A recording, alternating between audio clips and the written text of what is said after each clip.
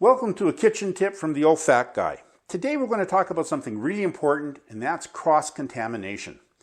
Now, if you have chicken, it can have salmonella. If you have beef, it can be contaminated with E. coli.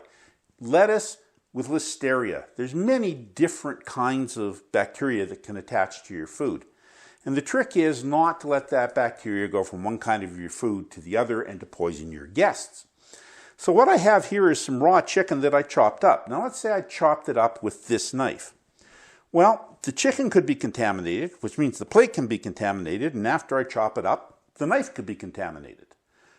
So if I didn't wash the knife to get rid of the contamination and cut up this sausage, the sausage would be contaminated, and when I put it on the plate underneath it would be contaminated.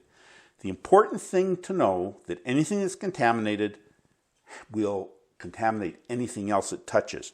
So if I went and cooked with this chicken, I should make sure I wash the knife and wash this plate, because if I cooked the chicken and put it back on this plate without washing it, it's still contaminated.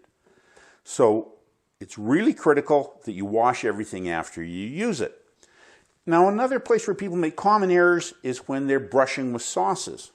So if I decided that I was going to brush with this sauce, and I dipped it in there and brushed the chicken and then put this back in the sauce, this would pick up the contamination from the chicken and will contaminate that whole jar of sauce. So make sure you empty some sauce into a bowl before you brush anything that's contaminated. So as I said, anything touching anything else is contaminated, and there's only two ways to get rid of the contamination. For food, it is to cook it, and for utensils, it is to wash it. So make sure you don't make your guests sick. That's my tip from David Farrell, the old fat guy.